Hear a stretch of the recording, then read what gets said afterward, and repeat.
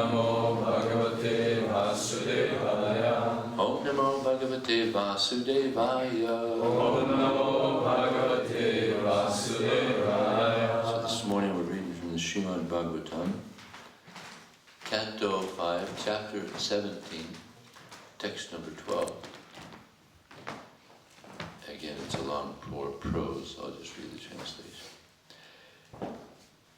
In these 8 verses, or tracts of land, human beings live 10,000 years according to earthly calculations. All the inhabitants are almost like demigods. They have the bodily strength of 10,000 elephants. Indeed, their bodies are as sturdy as thunderbolts. The youthful duration of their lives is very pleasing, and both men and women enjoy sexual union with great pleasure for a long time. After years of sensual pleasure, when a balance of 1 year of life remains, the wife conceives a child. Thus, the standard of pleasure for the residents of these heavenly regions is exactly like that of the human beings who lived during the Treta Yuga. Purport. There are 4 yugas, Satya, Treta, Dvapara, and Kali Yuga. During the first yuga, Satya Yuga, people were very pious.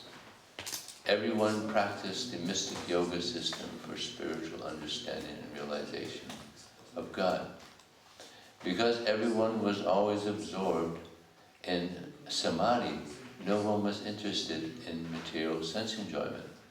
During Treta Yuga, people enjoyed sense pleasure without tribulation. Material miseries began in Dvapara Yuga, or it's actually Dvapara Yuga, but they were not very stringent. Stringent material miseries really began from the advent of Kali Yuga. Stringent means intense. Intense material miseries really began from the advent of Kali Yuga. Another point in this verse is that in all 8 of these heavenly verses, although men and women enjoyed sex pleasure, there is no pregnancy. Pregnancy takes place only in the lower grade life. For example, animals like dogs and hogs become pregnant twice a year, and each time they beget at least half a dozen offspring. Even lower species of life, such as snakes, give birth to hundreds of young at one time. This verse informs us that in grades of life higher than ours, pregnancy occurs once in a lifetime. People still have sex life, but there is no pregnancy. In the spiritual world, people are not very attracted to sex life due to their exalted devotional attitude. Practically speaking, there is no sex life in the spiritual world, but even if sometimes it does occur, there is no pregnancy at all. On the planet Earth, however, human beings do become pregnant, although the tendency is to avoid having children. In this sinful age of Kali, people have taken to the process of killing the child in the womb.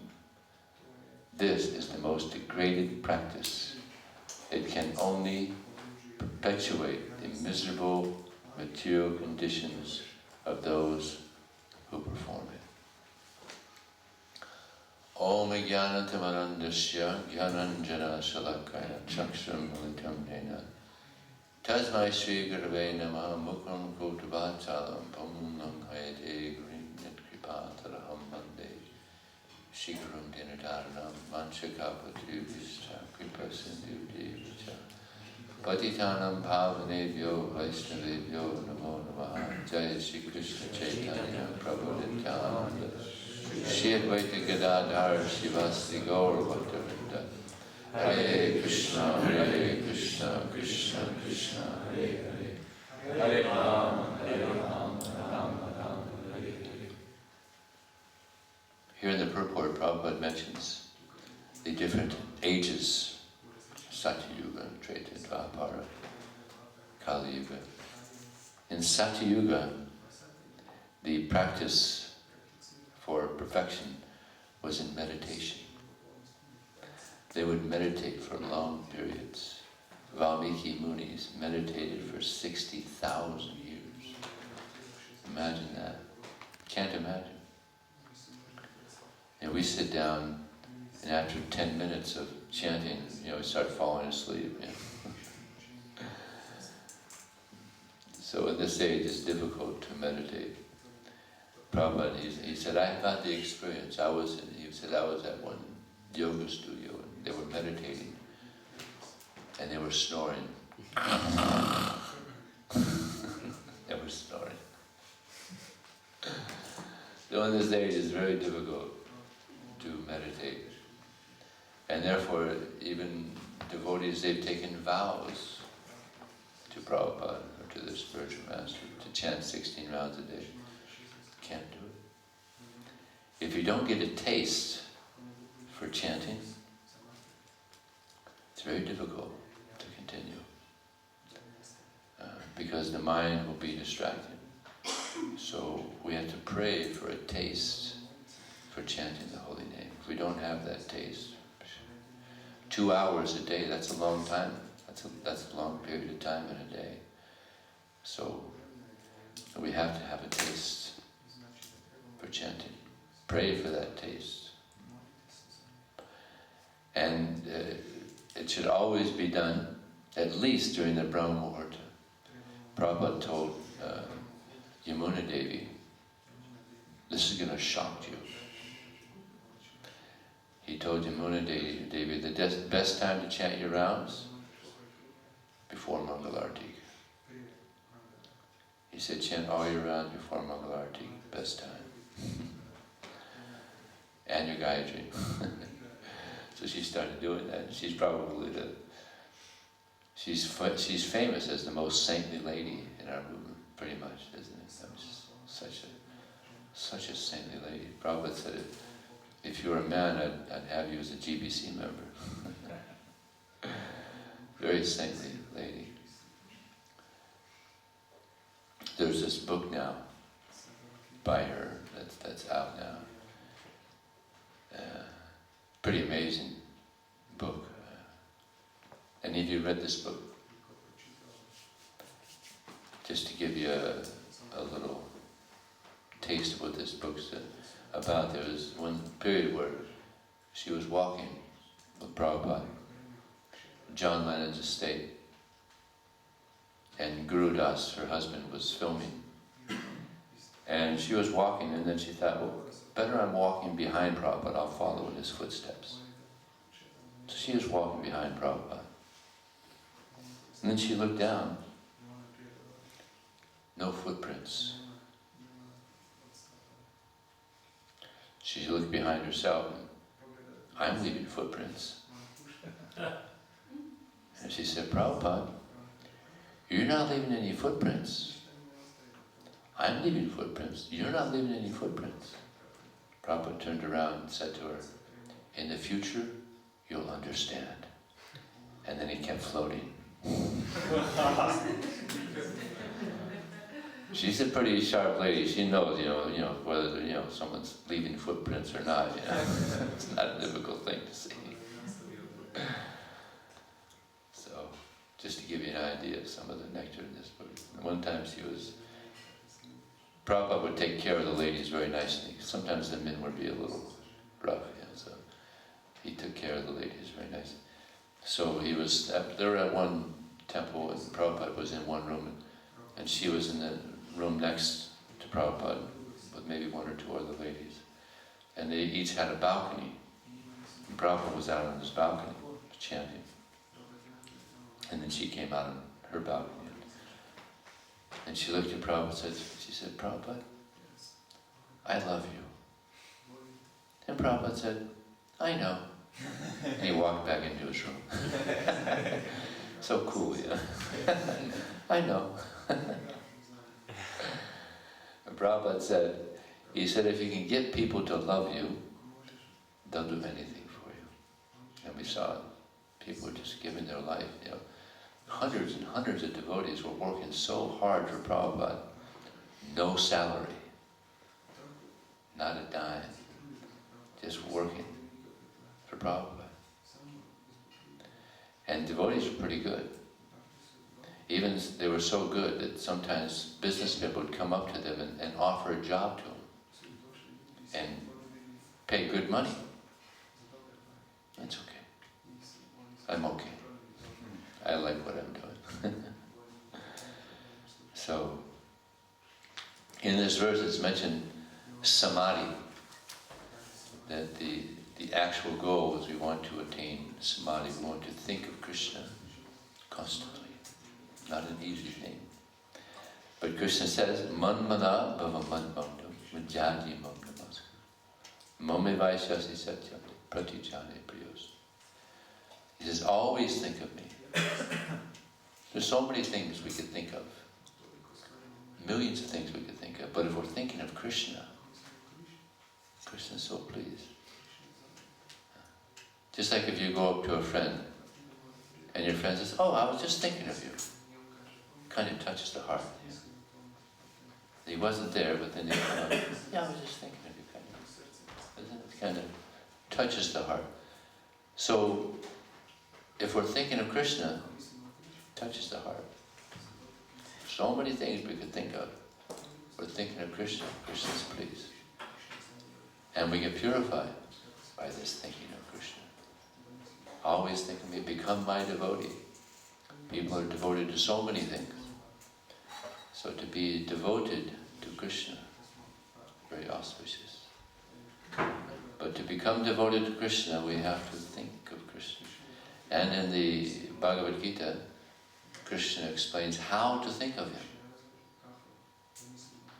Certain ways that some people are thinking of God in not so nice ways. So this is how he says, you should think of me. Kavim pranam manusasataram anoraniyam sarvasveya sarvasya achinti rupam adityavarnam tamasa parasta. You should think of me as he who knows everything. Krishna knows a lot. He knows everything except for one thing. Does anybody know the one thing that Krishna doesn't know?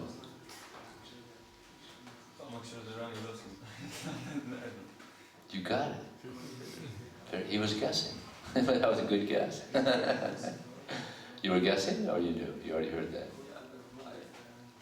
Maybe I heard this. Yeah, Prabhupada said that. I recently heard this in a lecture. This is the only thing that Krishna doesn't know. How much Radharani loves Krishna. So he wanted to find out. How did he find out?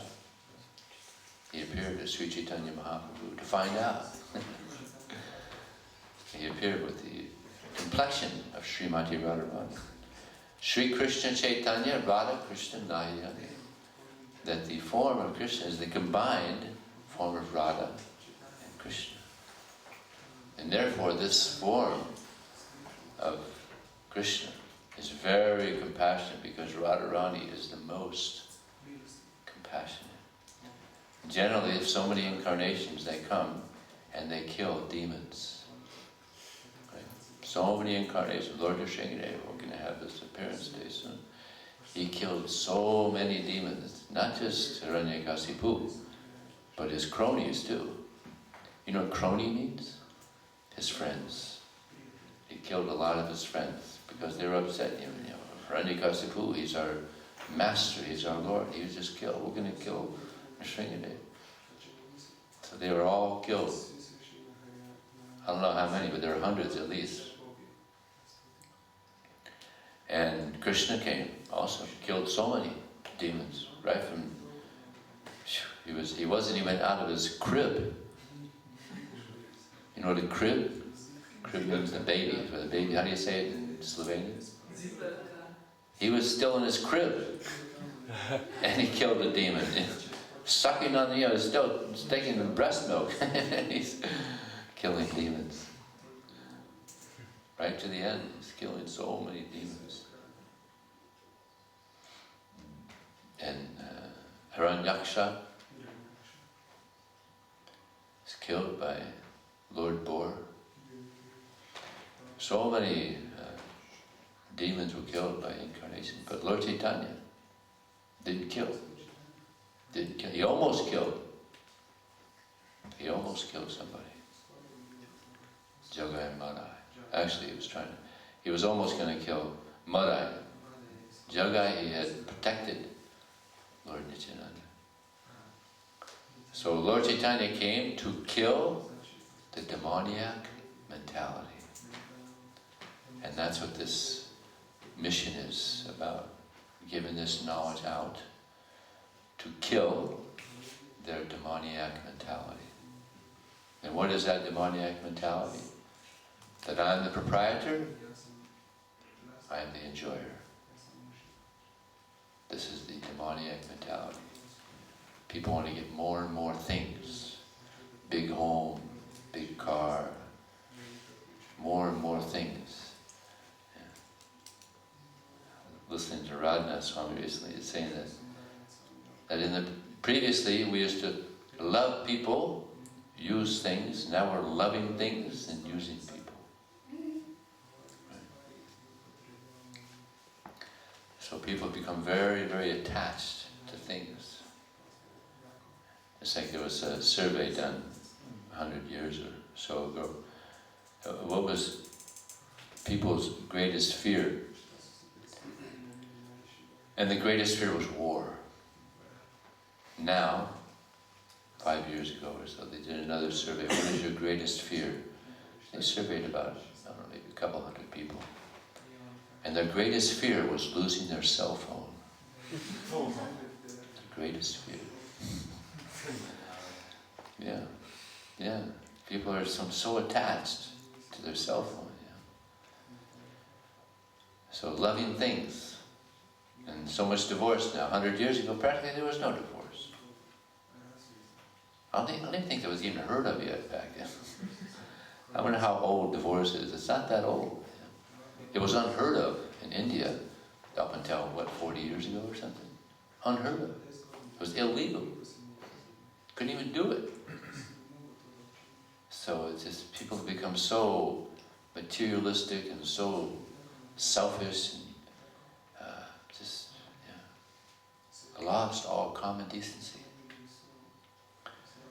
So, Kalim Pranam, Krishna, he is the oldest person. He's the controller, he's the supreme controller. It's like there's that saying that not a blade of grass moves without the sanction of Krishna. So this is a nice thing to meditate on book distribution also. There's a nice verse that I chant on book distribution. Sometimes I chant it like japa. It's such a nice meditation. Upadrashthanavantaja bharta bhukta maheshwara paramatmeki chapyuto dehesmin purusha para. That within this body there's another transcendental enjoyer. He's the Lord, he's the supreme proprietor, and he's the overseer and the permitter.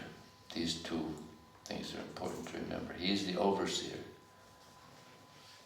So when we go on book distribution, Krishna's there, and he's very happy to see us there.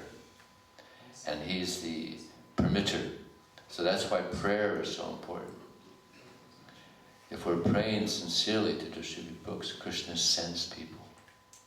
There's even a statement in one purport that Krishna, upon seeing the sincere efforts of his devotees to spread Krishna consciousness, inspires people from within to come to that devotee.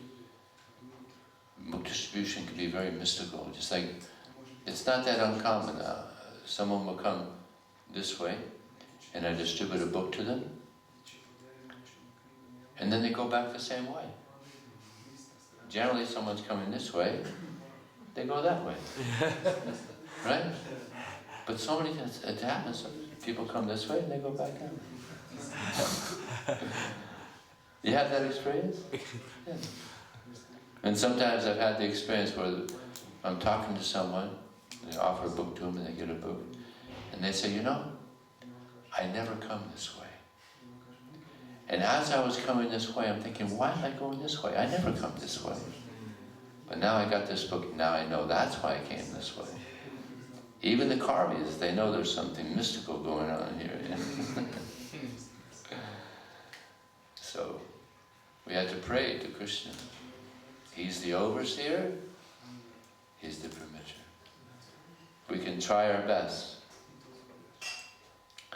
But if we don't have the mercy of Krishna, the books won't. Pray for this mercy of Krishna. And sometimes we become attached. We're talking to someone and we get attached. I'm going to convince this person to take a book.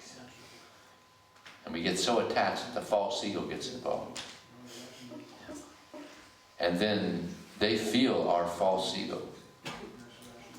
You know, I'm going to force this guy to take a book. And then they feel this guy's not going to take it. He's not going to force me to take a book. So it becomes a false ego clash. You know? A clash of egos. Not ego, false egos. And it's not very nice. So we have to always depend on Krishna. Not only on book distribution, everything. We have to depend on Krishna. Even when you're cooking, you're doing any managing, we have to depend on Krishna. We just depend on our own skills. It doesn't come out so nice. It's like it's said that Radharani, she's the head cook in the kitchen, right?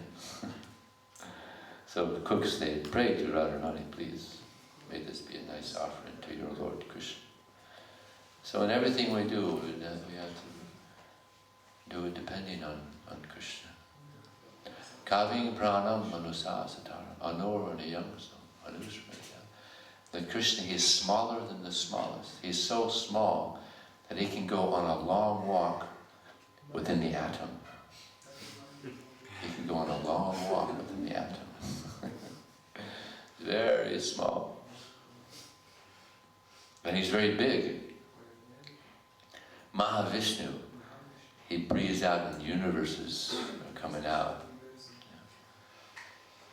Universes, I can't imagine. It's like, we're talking about billions of miles long. You know. So big. And what is Mahavishnu? An expansion of Krishna. Just an expansion of Krishna. Sarvasya Vachinti Rupam. That Krishna, he is maintaining everyone. He's given us so many nice things.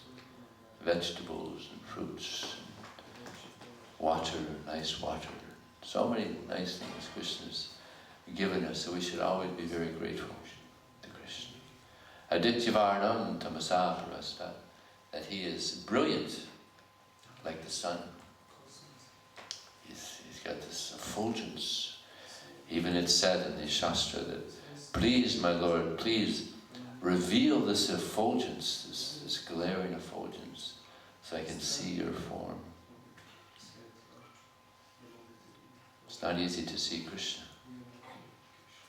Even the sun is just a perverted reflection of the Brahmajyoti, which is emanating from Krishna. It's just a reflection of the Brahmajyoti. Adityavarnam tamasa parastat. And that is the last point in this verse, that Krishna, he cannot become bewildered by ignorance. Tamasa parastat. He cannot fall down. This is one of the big differences between us and Krishna. We fall down. Krishna, he doesn't fall down. Always pure. There's two types of purity. One purity is where one is so pure that one purifies others by their words and by their example. So Krishna has that quality to an unlimited degree. Krishna spoke Bhagavad Gita 5,000 years ago. To this day, those words are still purifying people. Now that's pure. That's pure.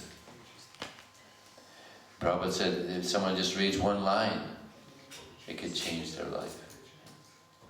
It's such pure knowledge. Generally we don't hear of knowledge being pure. Right? Most knowledge is academic or scientific or technical. You never hear about pure knowledge, right? Until you come to the Hare Krishna temple. Until you read Prabhupada books. Then you see what is pure knowledge. This knowledge is so pure that it can deliver us from material existence. It can help us realize who we are, that we're the soul within, we're part of Krishna. This is the power of this knowledge. Raja Vidya, Raja Guya. So this knowledge is very powerful, it's very pure. Therefore we want others to also take advantage of this knowledge.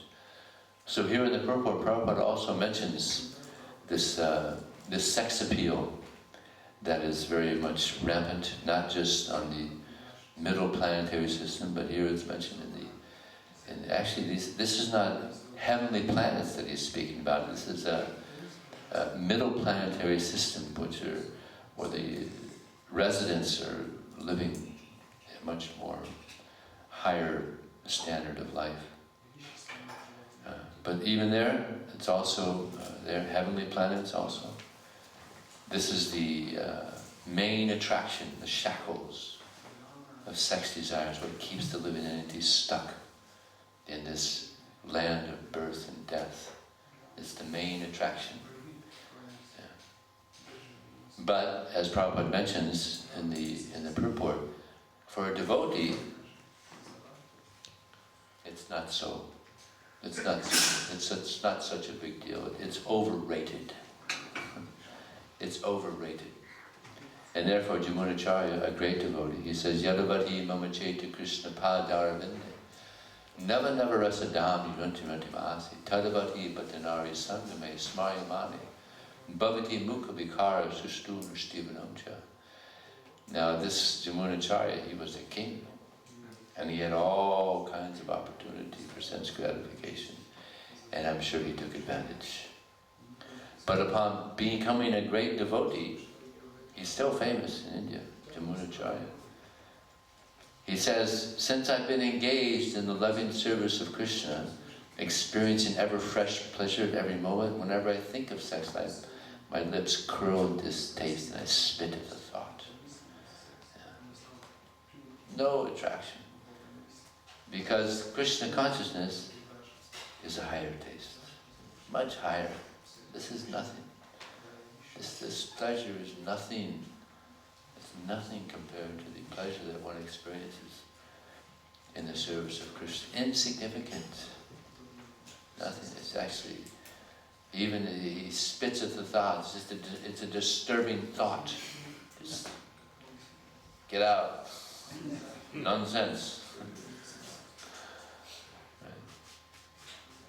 So, even it's stated in the Srimad Bhagavatam, Pumsakstriyam Bhav Metam Tayo Mito Virdrantam Tog Seti Tapi Vitar Janashimoho Yam Maham Meti. This is the basic principle of material existence, this attraction between male and female. And by this attraction one becomes very attached to home, to land, to children, to relatives, and especially money. You need a lot of money. Household life needs a lot of money. Never satisfied, always need more and more. I remember reading just recently one story of one devotee. She was distributing books in New Zealand and she approached one man and he was a little depressed. He said that he had just gotten over a divorce and although he was very successful, making a lot of money, never enough money. And she was just working him, more money, we need more money. And finally he just became completely disgusted. They got divorced. And he realized how money can be such a disturbance in people's lives. Greed, more and more money. So he gave all his money away. He gave thousands of dollars, just gave it to friends and charities, just gave it all away. Had a little apartment, slept on the floor, just wanted to just get rid of this, this poison. This poison. And it's like that. Even they say that money is the root of all evil. Although it's not really the root of all evil, it's people's contaminated desires. With the money they try to fulfill their sinful desires. What is the root of all evil is one's sinful desires. This is the root of all evil, not money, no. There was even one instance where a yogi, he was exhibiting his renunciation. So there was a big pile of money in front of him, and he was like this, making a show of renunciation. Although, in the heart it wasn't like that. So there's a picture of that in the newspaper, and a devotee showed that to Prabhupada. And Prabhupada said, this is all nonsense, false renunciation. You can take a picture of me also like this.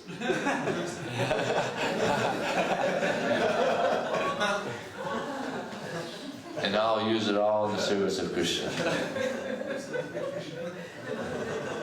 Such cheaters, They want money so much, but they make a show of renunciation. So no.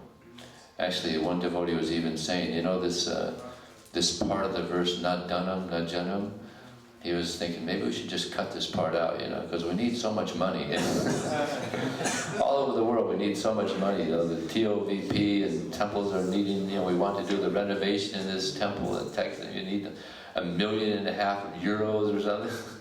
So practically all the temples need money, not for sense gratification, but for the service of Krishna. So he was thinking, maybe we should cut that part out. Maybe Lord Chaitanya wouldn't mind, if we did for the service of Krishna.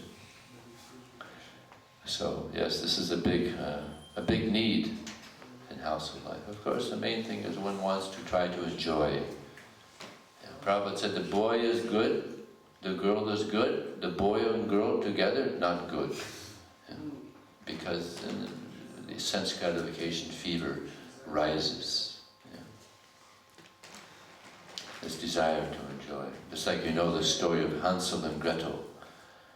Hansel and Gretel, they had some parents that weren't very nice. Hansel and Gretel.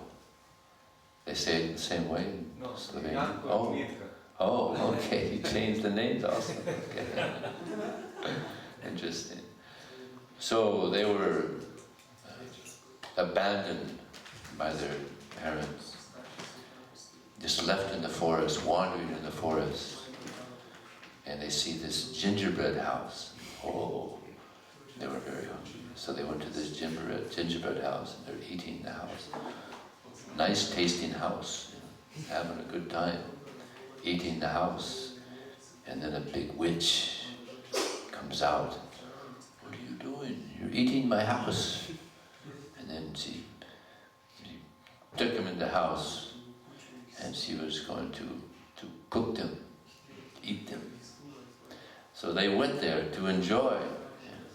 But then they met this witch and became very bitter. So this is the thing. We go in there to enjoy, but then it becomes very bitter.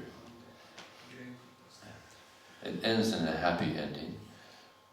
She was trying to throw either Hansel or Gretel into the oven, and they pushed her in the oven. So she was cooked. So we have to push Maya in the oven. Maya tries to attract us. We have to push Maya in the oven. No more Maya. So don't be allured by the attractive looking gingerbread house. You'll be disappointed. There's an amazing instance. There's one show in America called The Twilight Zone. You ever heard of the Twilight Zone? They have that show here? Oh, they do? Really? Okay. it's a science fiction kind of like, you know, unusual thing.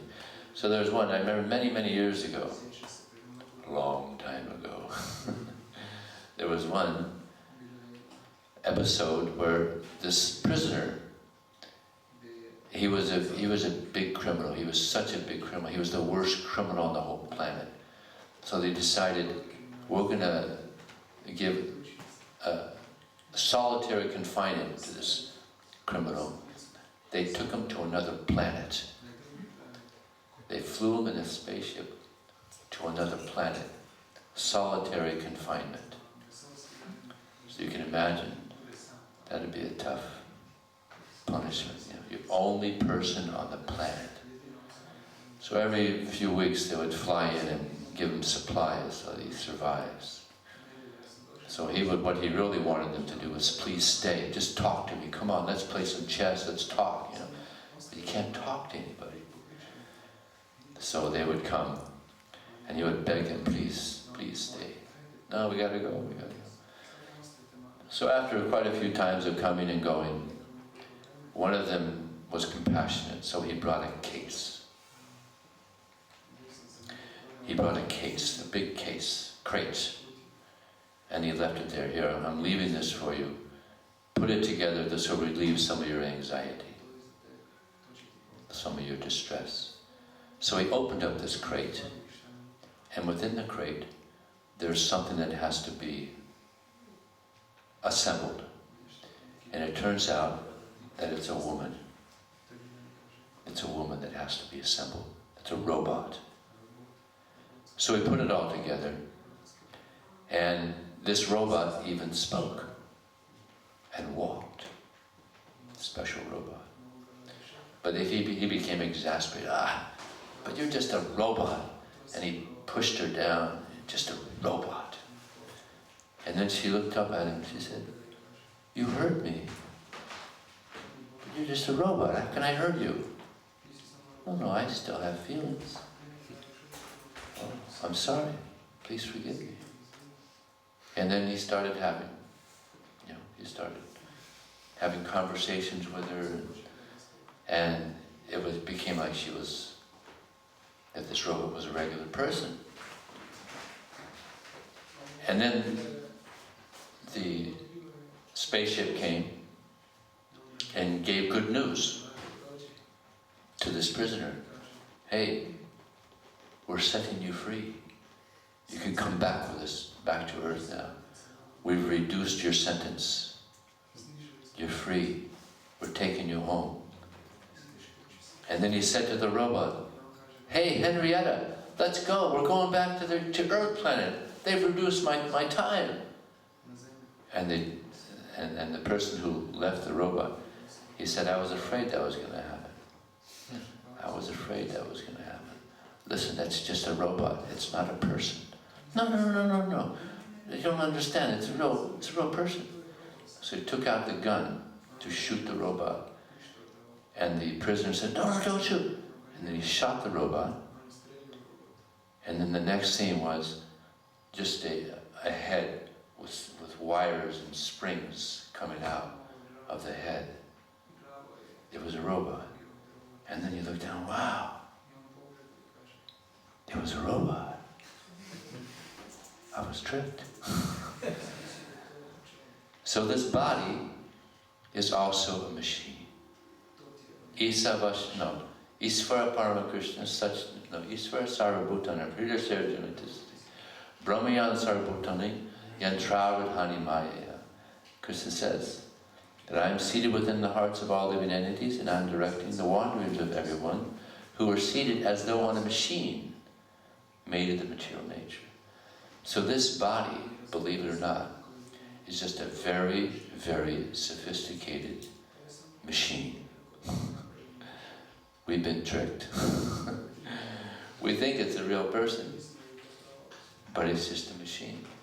And it's got joints, and it's got tubes, and it's got a telescope, you know, the eyes. But it's a machine. And I'll tell you an interesting thing that happened in Miami. In Miami, they had the worst accident ever in the history of Miami. 2 cars came head on. One of them was a convertible. And it was just such a horrible accident, you know, traffic backed up for miles and miles. And the first 2 policemen to come to this accident were shocked. One of the persons that was in this accident, attractive lady, her head wasn't touched, still attractive, but her body was opened up. You know, like Hiranyakasipu, opened up. And one of the policemen, upon seeing that, he vomited. The machine opened up, and he saw what was really there. And he quit his job that day. It was too much. So the man is attracted to a woman, the woman is attracted to a man. But if we were to actually see what's inside, we wouldn't be attracted anymore. Even they have a saying, beauty is skin deep. You take the skin off, not very attractive. It's meat, you know, what is the intestines, like 30 feet long of intestines. It's not attractive. There's so many organs, there's blood. How much blood is in the body? Like 3 quarts of blood. It's just an illusion. Yeah. It's just a machine. It's very sophisticated. Krishna, when he makes a machine, he makes it so sophisticated that you think it's a person. But it's just a machine. It's amazing. He's so expert. And these machines are so special. They reproduce. They grow from a small machine to a big machine. Yeah. Incredible technology. Krishna is the best engineer, by far. So, we shouldn't be fooled into thinking that this is who I am. It's just a machine. So, on that note, on that joyful note, any question or comment? Yes? Hare Krishna. So I was watching also many SF movies, and often they have idea that androids are same as life forms, that somehow they are entities. Androids? Yes, machines, but somehow there is life in them, and they are persons. Well, there's atoms, but the robot itself, it's like, I remember in Miami, sometimes they used to bring these robots to the airport. And they were robots, and they would talk to you. But they're programmed by someone else. They don't work on their own. And just like these computers, they're very sophisticated. Incredible, isn't it? I mean, in technology now, it's just like amazing. But they're programmed by another person. There has to be a person behind the machine, otherwise it doesn't work. So, okay. Anything else? Yes, Prabhu. Yeah, I just had one statement that we enter married life because we identify ourselves with the body. And then we find out that we identify ourselves with the body. That's the main cause. Like, yeah. It's just so simple. We identify with the machine. We think we're the machine. And if I connect with another machine, we think we'll be happy. But 2 machines coming together doesn't really work. We're the soul within. So when we connect with Krishna, that's a real binding relationship. But 2 machines coming together, and therefore there's frustration, hankering, and lamenting. But we should come to this reality that we're not the machine. Prabhupada said, well, there was one instance where a devotee was asking Prabhupada. They were on a balcony in San Francisco back in the early days, 1969, San Francisco, and they were out on the balcony and there's a lot of people, and one devotee asked Prabhupada, Prabhupada, isn't there love in Krishna consciousness?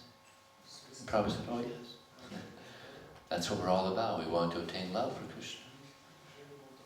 But he was thinking about relationship with the opposite sex. So Prabhupada said, this is lust. Big difference. Gold and iron. This is contamination. But you can have a relationship. You can have a relationship with someone of the opposite sex, but you won't find love. There you'll be frustrated.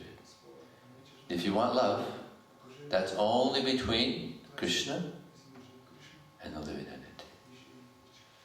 Because that's spiritual. All these relationships, there are so many girls and boys walking by. Frustration. They're an illusion. But if you want, you can have one. Go ahead, take one. Take anyone. Go ahead. So many girls, go ahead, take one. But she won't bring you happiness. Krishna will bring you happiness.